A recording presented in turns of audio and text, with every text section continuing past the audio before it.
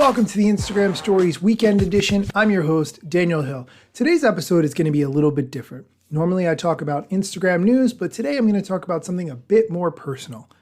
A couple of years ago, I was having a lot of trouble sleeping. I would wake up in the middle of the night, sometimes 2, 3 a.m., and not be able to go back to sleep for an hour or two. It was so frustrating. I wasn't sure what the cause was, but I did know that my family has a history of sleep apnea. So I made an appointment with a doctor, went in, talked about my family history. She recommended some things to try first, which I did, but they weren't really having much effect. So I decided that my next step would be a sleep study. If you've never had a sleep study before, it's a pretty intense process. You have to wear a bunch of wires. They measure whether or not you have sleep apnea, and then you come back a second time. They put all the wires on you again, and they put a mask on you this time and blow air in your face to see what the right pressure would be for your sleep apnea mask. Now, before I went for the appointment, I, of course, checked with my insurance. They said it wasn't covered. I talked to somebody else who said it was covered. I had the hospital call, get the pre-authorization. Everything was set, went for the sleep study, and then I got a bill for $18,000. Which my insurance company denied. I spent a lot of time on this issue trying to figure out where did it go wrong? What could I do to prevent this scenario, or how could I address this $18,000 bill that was soon to be sent to collections? It took me 2 years to get this issue resolved. 2 very long, very trying 2 years. I will tell you exactly how I got the issue resolved after the break. This episode is brought to you by Michigan Economic Development Corporation. In Michigan, you can have both a rewarding career and a quality lifestyle, with plentiful career opportunities in world-changing, innovating industries, from electric vehicles to clean energy to biotech, with room for advancement no matter where you are in your career. Plus, Michigan offers a welcoming, beautiful, affordable, and inclusive community for all. Live your best life. You can in Michigan. Visit themichiganlife.org. And we're back. So I was working on how to resolve this $18,000 medical billing issue.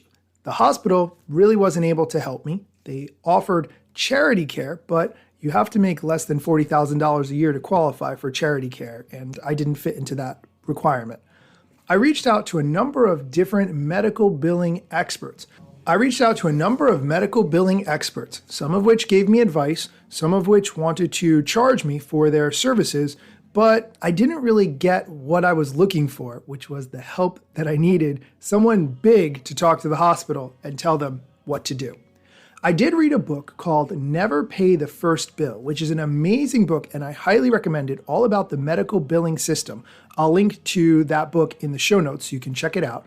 And in that book, the author details exactly the steps to fight a bill and how to write a letter that gives some authority, some seriousness, and shows that you're objecting to the unreasonable charges.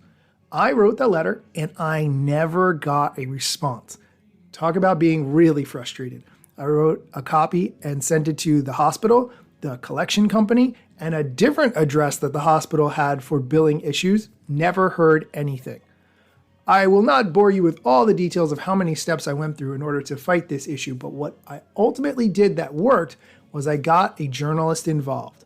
Pesty Magazine, I saw tweeted about an article having to do with billing issues for medical situations. I reached out, had a number of conversations with the editor-in-chief, Jason, who was nice enough to reach out to the hospital on my behalf, expressing interest in my billing case. Lo and behold, a few days later, I got a call from a customer service agent who was a supervisor at the hospital, telling him that the director from his department told him to call me and work with me in order to get the bill resolved. Ultimately, the bill got reduced from $18,000 to $900. Would you like to read this whole story? Well, Pesty Magazine did an amazing article. I will link to it in the show notes. I'm so happy that this issue is resolved and I can go on with my life.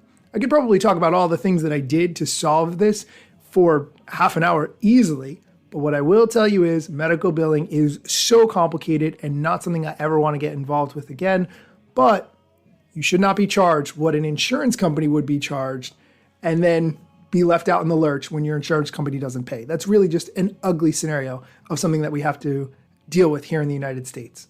That's going to do it for today's episode. Thank you for listening. be sure to come back on Monday for more Instagram-related content. Mosseri Monday, obviously, Q&A from the head of Instagram, so be sure to come back on Monday for that. But check out the links for everything I talked about in the show notes.